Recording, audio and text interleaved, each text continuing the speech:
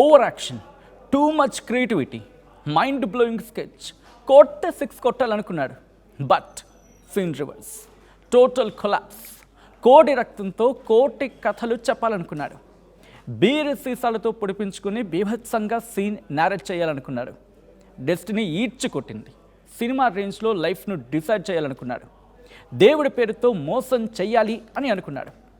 ఇప్పుడు కటకటాల వెనుక గోల్డ్ గిల్లుకుంటున్నాడు. అభినయ్ దర్శన్ ఆస్కార్ అభినయం ఎలాంటిదో ఆర్టీవీ ఎక్స్క్లూజివ్ స్టోరీ మీకోసం. హలో నమస్తే, వెల్కమ్ టు ఆర్టీవీ. నేను సచిన్. అతి అభినయంతో దాడి డ్రామా ఆడి పాడేరు ఘటనలో అడ్డంగా బుక్ అయ్యాడు పాస్టర్ అభినయ్ దర్శన్ గురించి షాకింగ్ నిజాలు వెలుగులోకి వస్తూ ఉన్నాయి. పోలీసులు ఇతగాడి హిస్టరీని తవ్వడం స్టార్ట్ చేస్తే నమ్మలేని మోసాలు ఒక్కొక్కటిగా బయటపడుతూ ఉన్నాయి. 2029 ఏపీ ఎన్నికల్లో ముఖ్యమంత్రి అవ్వడమే టార్గెట్గా పెట్టుకున్నాడు అభినయ్ దర్శన్. దీంతో ఈ భారీ కుట్రకు తెరలేపాడు. తమిళనాడులో నటుడు విజయ్ 2 ఏళ్లలోనే పార్టీ పెట్టి సీఎం అయ్యాడు. నేనెందుకు కాకూడదు అంటూ పగట కళ్ళ కన్నాడు ఈ కిలాడి పాస్టర్. మర్డర్ అటెంప్ట్ డ్రామాతో సింపతి క్రియేట్ చేసి జనాల మద్దతు కూడగట్టాలి అని అనుకున్న అభినయ్ ప్లాన్ బెడిసి కొట్టింది.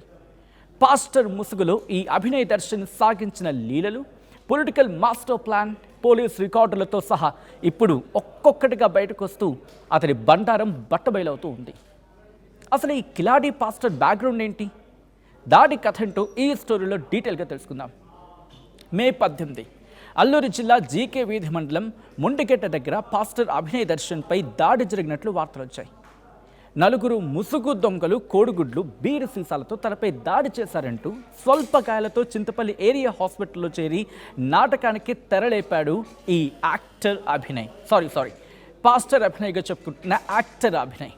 ఎంతకీ ఆ రోజు ప్రమాదం జరిగిన రోజు నిజంగా ఏం జరిగిపోయిందని చెప్పి ప్రపంచం అవాక్ అయ్యేలా తన నటనా కౌస్తుభాన్ని ప్రదర్శించాడు అభినయ్. ఒక్కసారి ఆ రోజు ఈ నటుడు ఏమన్నాడో చూద్దాం బయట రూపంలో. నేను కార్ డ్రైవ్ చేస్తున్నానండి, నాతో పాటు 2 ఉన్నారు, మొత్తం 3. సో మేమున్న నీరుతోటపాలెం నుంచి స్టార్ట్ అయ్యాము. చింతపల్లికి స్టార్ట్ అయిన ఒక 1 కిలోమీటర్ వెళ్ళాము అంతే. అక్కడ సడన్ గా వాళ్ళు బైక్స్ ముందు ఆపేసి గుడ్లు విసిరారు. నేను గుడ్లు విసిరంగానే లూప్ లైన్లోకి రైట్ తీసుకున్నాను. చిన్న రోడ్డు ఉంటుంది. తీసుకున్న తర్వాత వాళ్ళు రాళ్ళు తీసుకుని వెంటబడి అద్దాలు పగలగొట్టడం మొదలుపెట్టారు. లోపల లాకెళ్ళిపోయి 4 రౌండప్ చేసి నన్ను అది గాజు ముక్క ఉంటుంది కదా, బీర్ బాటిల్, దాంతో ఇక్కడ బలంగా పొడిచాలని చూశారు. కానీ నేను ఇలా సైడ్ తిరిగేసరికి గీసుకుపోయింది. అప్పుడు లెఫ్ట్ థైకి పొడిచారు, తర్వాత ఇక్కడ పొడిచారు, బ్యాక్ సైడ్ పొడిచారా? పొడిస్తే గాయం ఉండాలి కదా. అక్కడ చూడండి, ఈ విషయాలు చూడండి, గాయం ఉందా అంటే నాకైతే కనిపించట్లేదు, మరి మీకేమైనా కనిపిస్తుందేమో. ఆ తర్వాత ఎక్కడి నుంచి వచ్చింది బ్యాండేజ్ ఒకసారి చూడండి. ఏమో నాకైతే అక్కడ పొడిచినట్టు కనిపించలేదు. బహుశా నేను ఆ స్పెక్స్ చేంజ్ చేసుకోవాలేమో అభినయ్, నాకైతే కనిపించట్లేదు. మరి అక్కడి నుంచి ఆ తర్వాత ఈ బ్యాండేజ్ ఎలా వచ్చిందో పాపం, బ్యాండేజ్ కూడా తెలియదు అనుకుంటా అక్కడ అనవసరంగా కట్టారని చెప్పి. ఇది అతగాడు అల్లిన అభినయ కథనం. పాడే రోజులు వెళ్ళకపోవడంతోనే దాడి చేశారు అని చెప్పి అభినయ్ దర్శన్ ఆరోపించాడు. ఆ రోజు పాస్టర్ ప్రవీణ్ లాగా తనను కూడా చంపాలని చూస్తున్నారంటూ డ్రామా స్టార్ట్ చేశాడు. ఈ క్రమంలో ఇంకొక డైలాగ్ వేశాడు. ఆ డైలాగ్ చెప్పిన ఆ నటుడు, ఆ అభినయం ఇంకోసారి ఏమన్నాడో చూద్దాం. పక్కాగా ప్రీ ప్లాన్ అనిపిస్తుంది ఖచ్చితంగా. ఎందుకంటే నాకు లాస్ట్ 1 వీక్ క్రితం కూడా కంటిన్యూస్గా థ్రెటనింగ్ కాల్స్ వస్తున్నాయి. అది కూడా ఒకటే నెంబర్ నుంచి. అది మా పాడేరు వదిలిపెట్టి వెళ్ళిపోమని చెప్పి, నీరు తోటపాలెం ముడిచి వెళ్ళిపోమని, సమస్యలు మాట్లాడడానికి నువ్వు కడపవాడివి, నీకేం పని అని చెప్పి వస్తున్నాయి. సో ఆ రిలేటెడే ఈ దాడి అనుకుంటున్నానండి నేనైతే. అభినయ్ ఆరోపణలు ఒక్కసారిగా రాష్ట్ర వ్యాప్తంగా సంచలనంగా మారాయి. చాలామంది బలంగా నమ్మారు. అవును, ఎందుకంటే ఒక యాక్టర్ టర్న్డ్ పాస్టర్, అఫ్కోర్స్ దైవదూతగా భావిస్తూ ఉంటారు పాస్టర్ అనగానే, కాబట్టి చాలామంది నమ్మారు. అయితే ఆ తర్వాత ఇన్వెస్టిగేషన్లో అసలు విషయాలు బయటపడుతూ వచ్చాయి. బట్ అభినయ్ కేసులో మరో పాస్టర్ ప్రవీణ్ లాగా మారుతుందా అని సోషల్ మీడియాలో చర్చగా జరిగిందంటే అర్థం చేసుకోవచ్చు. కానీ అభి వేసిన ప్లాన్ బెడిసి కొట్టింది. అభి అనుకున్న ఆ ప్లాన్ బెడిసి కొట్టింది. కథ మొత్తం డామెట్ అడ్డం తిరిగింది పూర్తిగా. పోలీసుల ఇన్వెస్టిగేషన్లో అసలు విషయాలు బయటపడుతూ వచ్చాయి. అండ్ ట్విస్టుల మీద ట్విస్టులు చోటు చేసుకున్నాయి. వదులుతారా పోలీసులు? వాళ్ళదైన స్టైల్లో ఇన్ డెప్త్ ఇన్వెస్టిగేషన్ స్టార్ట్ చేస్తే అభినయ్ దర్శన్ వెనుక ఉన్న అసలైన పొలిటికల్ మాస్టర్ మైండ్ ప్లాన్ బయటపడింది. ఇదంతా కేవలం పబ్లిసిటీ కోసం చేసిన స్టంట్ మాత్రమే కాదు, దీని వెనుక పెద్ద ప్లానే ఉంది. అదేంటో తెలుసా? 2029 ఆంధ్రప్రదేశ్ అసెంబ్లీ ఎన్నికలను టార్గెట్గా పెట్టుకున్నాడు. ఆ టార్గెట్ ఈ దాడి వెనకాల దాగుందనేది పోలీసులు గుట్టురట్టు చేశారు. ఎవరు ఇన్స్పైర్ అయ్యాడో తెలుసా? తమిళనాడులో దళపతి విజయ్ పార్టీ పెట్టి కేవలం 2 ఏళ్లలోనే ముఖ్యమంత్రి అయ్యాడు. మరి తానేందుకు ముఖ్యమంత్రి కాకూడదు అని అభినయ్ కలలు కన్నాడు. బహుశా అభినయ్ మర్చిపోయినట్టున్నాడు. ముఖ్యమంత్రిగా విజయ్ ఈరోజు ప్రమాణ స్వీకారం చేసి ఉండొచ్చు కాక, కానీ పొలిటికల్గా తను 2 ఏళ్ళు లేకపోతే హార్డ్లో ఒక 1-2 ఇయర్స్ అయ్యిండొచ్చు కాక. బట్ బిఫోర్ దాట్ తనకున్న కొన్ని కార్యక్రమాలు కావచ్చు, లేకపోతే స్వయం సహాయక అలాంటి ఏర్పాటు చేయడం కావచ్చు, లేకపోతే సమాజ శ్రేయస్సు కోసం కొన్ని కార్యక్రమాలు ఏర్పాటు చేయడం, దాన్ని కొనసాగించడం, ఇలా తనకంటూ ఒక ఏర్పాటు చేసుకున్న అప్పటి నుంచి. So it's been very long. దాదాపుగా ఒక కనీసం 7 నుంచి 10 ఏళ్ళు సమాజ సేవలో ఉంటూ ఆ తర్వాత రాజకీయంలోకి ఎంట్రీ ఇచ్చాడు అభినయ్. సో ఇప్పుడు మీ పని అభినయ్, ఇక మీకు జీవితంలో ఛాన్స్ నెయ్, ఇది వినిపించే మాట. ప్రజలు కనుక ఇలాగే యాక్సెప్ట్ చేయకుండా మిమ్మల్ని రిజెక్ట్ చేసుకుంటూ పోతే మీరంటే వేరు వేషాలు ఇస్తాయి. ఇక్కడ ఏం టార్గెట్ తెలుసా? ఎలాగైనా ఆంధ్రప్రదేశ్లోని క్రిస్టియన్ ఓట్ బ్యాంక్ని, దాంతోపాటు ప్రజల మద్దతును కూడగట్టాలని పక్కా స్కెచ్ చేశాడు. స్కెచ్లు పంచేవి కదా తెలుగు ప్రజల ముందు, అందుకే బెడిసి కొట్టింది. సో ఈ స్కెచ్ కోసం ఈ అటెంప్ట్ డ్రామాను సృష్టించాడు. ఈ స్టోరీని, ఈ చావు లాంటి స్టోరీని, లేకపోతే తన దాడి లాంటి స్టోరీని తనపై తానే దాడి చేయించుకొని తీవ్ర గాయాలతో హాస్పిటల్లో చేరి అందరినీ నమ్మించే ప్రయత్నం చేశాడు. ఈ దాడిని బేస్ చేసుకొని రాష్ట్ర వ్యాప్తంగా నిరసనకు పిలుపునివ్వాలని, ఆ తర్వాత పాడేరు నుంచి రాష్ట్ర వ్యాప్తంగా సింపతి యాత్ర చేయాలని ప్లాన్ చేశాడు. ఈ ఘోరమైన దాడి కోసం ఇటీవల కొంతమందిని స్పెషల్గా తన గ్రూప్లో చేర్చుకున్నట్లు పోలీసులు గుర్తించారు. అసలు అభినయ్ దర్శన్ పాస్టర్డే కాదు, నెట్వర్క్ లేని ఏరియాను చూసుకొని మరీ ఈ సీన్ క్రియేట్ చేశాడు. అంటే అక్కడెక్కడ నెట్వర్క్ లేని ప్రదేశం, అటువంటి ఏరియాను చూసుకొని ఈ సీన్ క్రియేట్ చేశాడు అని అక్కడ గాయాల తీరు కావచ్చు, ఫోన్ కాల్ డేటా కావచ్చు, లొకేషన్ మూవ్మెంట్స్, వీటన్నిటిని పరిశీలించిన తర్వాత పోలీసులు ఈ దొంగ నాటకాన్ని బట్టబయలు చేశారు. ఇది నేనంటున్న మాట కాదు, స్వయంగా పోలీసులే అతగాడి డ్రామాని చెప్పుకొచ్చిన సందర్భం. ఇంతకీ ఇదే అంశానికి సంబంధించి అల్లూరి ఎస్పీ అమిత్ బర్దార్ కూడా రియాక్ట్ అయ్యారు. అని ఏమంటున్నారో చూద్దాం.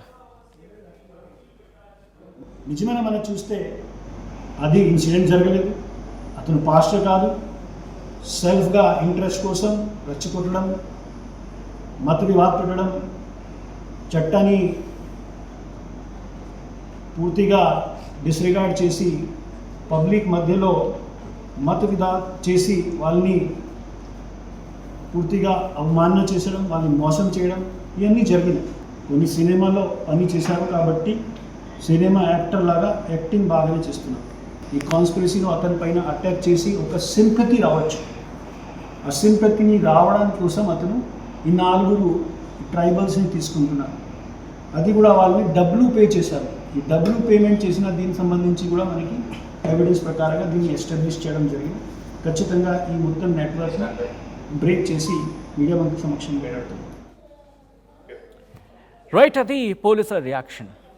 ఈ కేసులో ఇప్పటివరకు మొత్తం 5గురిపై కేసులు నమోదయ్యాయి. ప్రధాన కుట్రదారిగా అభినయ్ దర్శన్, బిల్లా Kiran alias Kiran George, K Benjamin, Bhanuprasad పేర్లను పోలీసులు చేర్చారు. అలాగే తంగుల వసంత్ కుమార్, కుమడ ప్రేమ్ కుమార్, తంగుల సత్యరాజు, కిండంగి ఇంద్రకుమార్ పాత్రలపైన కూడా పోలీసుల ఇన్ డెప్త్ ఇన్వెస్టిగేషన్ జరుగుతోంది.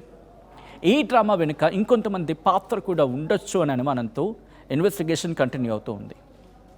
ఇక ఈ పాస్టర్ అభినయ్ బ్యాక్గ్రౌండ్ చూస్తే మైండ్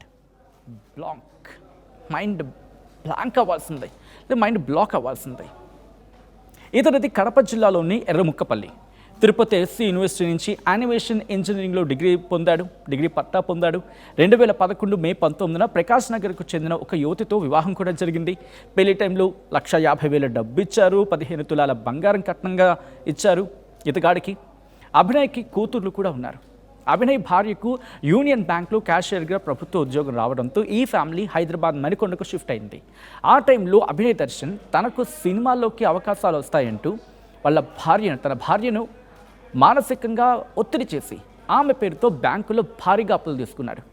తీరా ఆ డబ్బును భార్య అనుమతి లేకుండా హైదరాబాద్లో తన వ్యక్తిగత విలాసాల కోసం, పబ్ల కోసం విచ్చలవిడిగా ఖర్చు చేస్తూ భార్యను అప్పుల ఊబిలోకి తీసి ఎంజాయ్ చేశాడు. ఇలా హైదరాబాద్లో 5 ఏళ్లు ముగిసిన తర్వాత భార్యకు ట్రాన్స్ఫర్ కావడంతో మళ్ళీ కడపకు షిఫ్ట్ అయ్యాడు. ఈ క్రమంలో తాను మారిపోయాను, ఇకపై పాస్టర్గా దైవ సేవ చేసుకుంటానని చెప్పి భార్యను నమ్మించాడు ఇక్కడ. ఆ తర్వాత కడప HDFC బ్యాంకులో భార్య పేరుతో మళ్ళీ భారీగా లోన్లు తీసుకున్నాడు. భర్తను నమ్మింది భార్య, ఆర్థికంగా అండగా నిలిచింది కూడా. దీంతో విజయనగరం, రాజమండ్రి, అనకాపల్లి, పాడేరు ఏజెన్సీ ప్రాంతాలతో పాటు తెలంగాణలోని కొన్ని ప్రాంతాల్లో స్వతంత్ర పాస్టర్గా తిరగడం ప్రారంభించాడు ఈ పాస్టర్ అభినయ్గా టర్న్ అయిన యాక్టర్ అభినయ్. అయితే విజయనగరంలో పాస్టర్గా ఉన్న టైంలో ఒక యువతితో వివాహేతర సంబంధం పెట్టుకున్నాడు. అది మే 15, 2021. ఆమెను రహస్యంగా తీసుకుని పారిపోయి పెళ్లి చేసుకున్నాడు. అంటే ఆమెను తీసుకుని వెళ్ళిపోయి పారిపోయి రహస్యంగా పెళ్లి కూడా చేసుకున్నాడు. దీనిపై ఆ యువతి తల్లిదండ్రులు విజయనగరం 1 టౌన్ పోలీస్ స్టేషన్లో కంప్లైంట్ చేశారు. పోలీసుల విచారణ జరిగింది. కడపలో ఉన్న మొదటి భార్యను కాంటాక్ట్ చేశారు. అప్పుడు అసలు నిజాలు బయటపడ్డాయి. అభినయ్ దర్శన్ బుద్ధి మంచిది కాదు. అంతకుముందే విజయవాడలో ఇంకొక మహిళను మోసం చేసి పెళ్లి చేసుకున్నాడు అని ఆ తర్వాత పెద్దలు, పోలీసులు జోక్యం చేసుకున్నారు. ఆ జోక్యంతో విడిపోయారని మొదటి భార్య ఇతగాడి గుట్టు రట్టు చేసింది. మొదటి భార్య తన గుట్టు రట్టు చేసిందని తెలుసుకున్న అభినయ్ దర్శన్ విజయనగరం యువతి తల్లిదండ్రులను ఫోన్లు చేసి చంపేస్తానంటూ బెదిరింపులకు దిగాడు. అక్కడితో స్టోరీ అయిపోలేదు. 2021 మే నెలలో విజయనగరంలోని వాళ్ళ అపార్ట్మెంట్కి వెళ్ళి బూతులు తిడుతూ ఇనపరాడుతో గేట్లను కొడుతూ న్యూసెన్స్ క్రియేట్ చేశాడు. దీంతో విజయనగరం 1 టౌన్ పోలీసులు అభినయ్పై కొన్ని సెక్షన్స్ కింద కేసు నమోదు చేశారు. ఇన్ఫాక్ట్ చాలా సెక్షన్స్ కింద.